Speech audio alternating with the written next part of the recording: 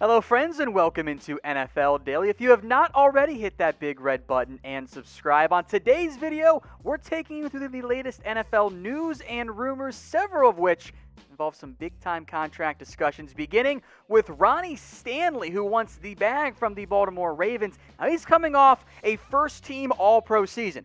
That's pretty darn good, and normally when you're one of the best players at your position, you end up getting paid like the best player at the position. That's just how contracts tend to work in the NFL.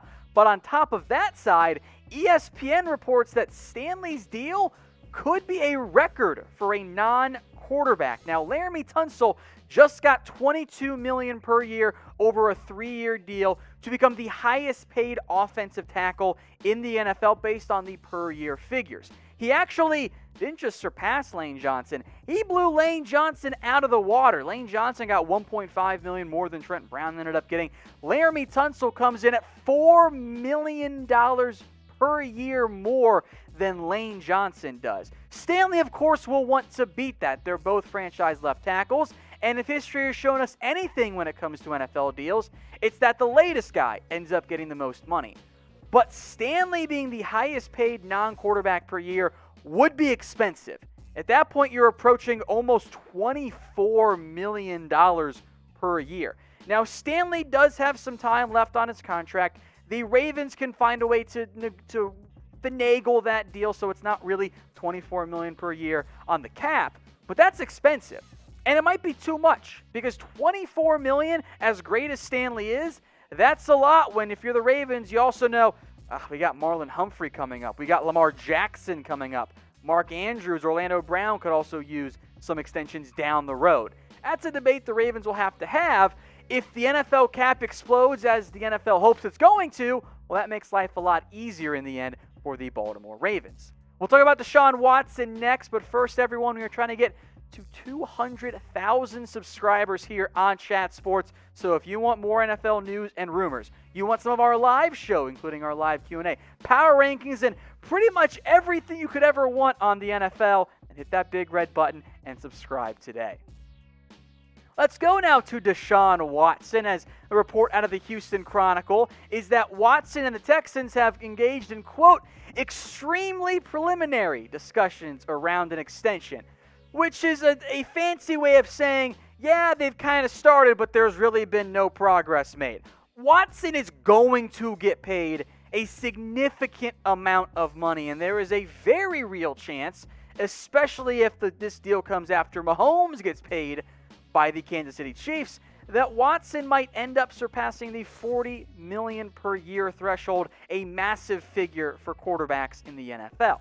Now, Watson trying to get paid, Dak Prescott also trying to get paid.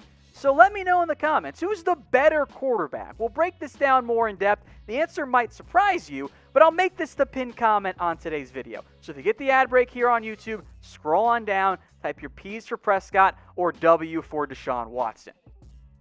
Nah, I'm just playing. It's still Deshaun Watson. W is the correct answer. Maybe not quite as extreme as you might think. The numbers are actually pretty good for both of these quarterbacks, but they do favor Deshaun Watson.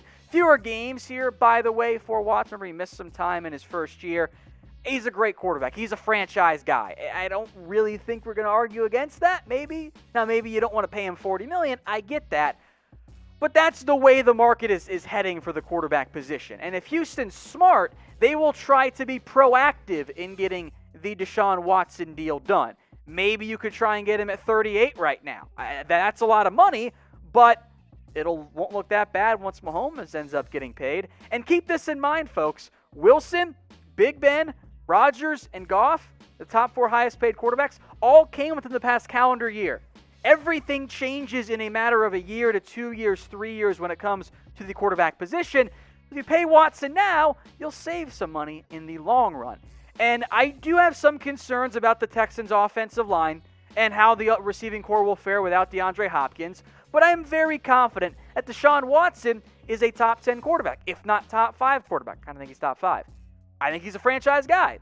And if you have a franchise quarterback, the better path, not guaranteed, but the best path to finding a way to have success, sustained success in the postseason, trying to make Super Bowl runs, is to pay your quarterback and then worry about the rest later and hope that you draft well, because regardless, you're going to have to do that.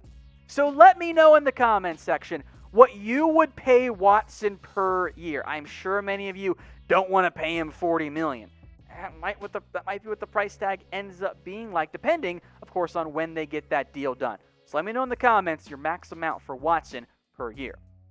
Speaking of Watson, his jersey's on sale at chatsports.com/jersey deal. There's jerseys we'll show you, including some rookies and some of the new jerseys, the Bucks, for example. They're all under $80. Some of the more established players, like, for example, Deshaun Watson, Sam Darnold, Odell Beckham as well, they're actually even cheaper than that. But the rookies, those are the ones under $80. The new Rams jerseys, under $80. So head over to chatsports.com/jersey deal, and we'll put that link both in the comments and the description to save you guys some time and energy. It's chatsports.com/jersey deal. Official Nike jerseys for just $80.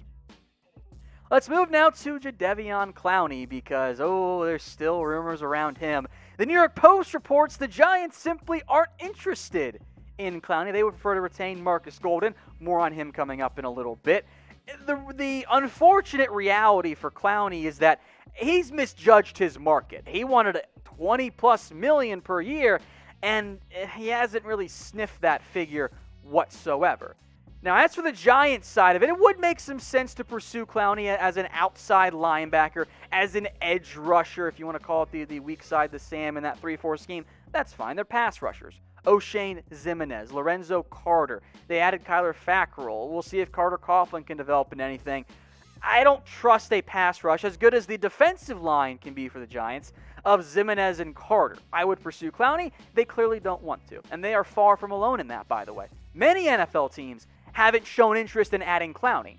So predict for me down in the comments. Which team will end up signing Clowney? The Browns have shown interest. Seattle still has some. Maybe there's a surprise contender we haven't really discussed so far. Make your best guesses for me in the comments.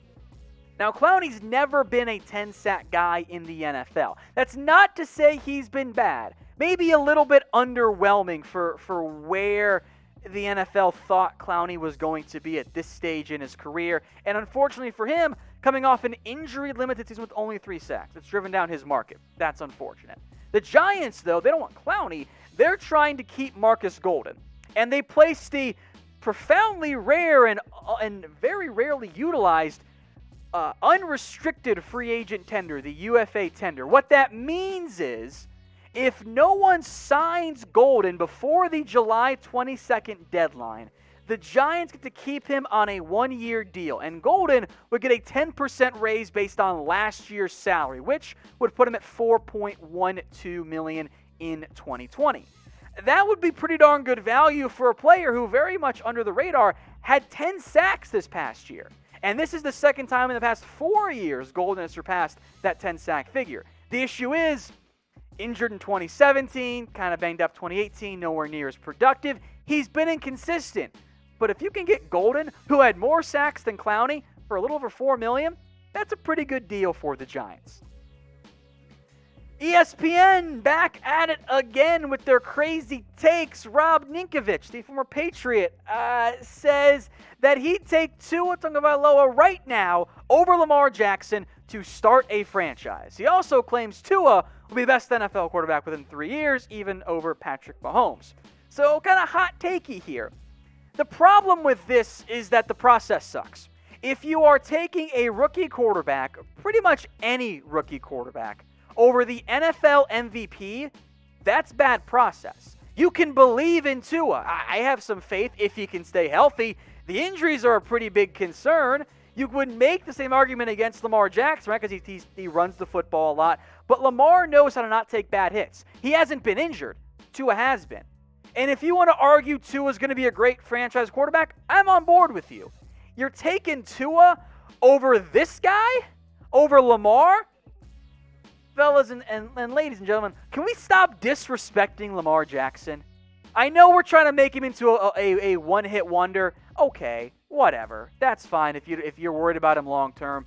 Can we put some respect on his name? The dude's a good quarterback. He had a great season. He's one of the best quarterbacks in the NFL. If your process goes, yeah, I'm going to take the number 5 overall pick, who wasn't even top quarterback taken in his draft class, by the way, because, well, I think he can be great. Okay, that's fine. You can bet on the upside. But I've seen Lamar be great. So the answer for me is an absolute no-brainer. It's J for Lamar Jackson all day, every day, twice on Sundays. Over now to the Bears. Speaking of some quarterback discussion, Bears head coach Matt Nagy is very pleased with how Trubisky has handled the addition of Nick Foles, or at least that's what the head coach has to say. The Bears quarterback battle is very much an open competition. Trubisky was not good enough last year. That's why the Bears went out and traded for Nick Foles. They have to have better play. Here's what the head coach had to say about Trubisky.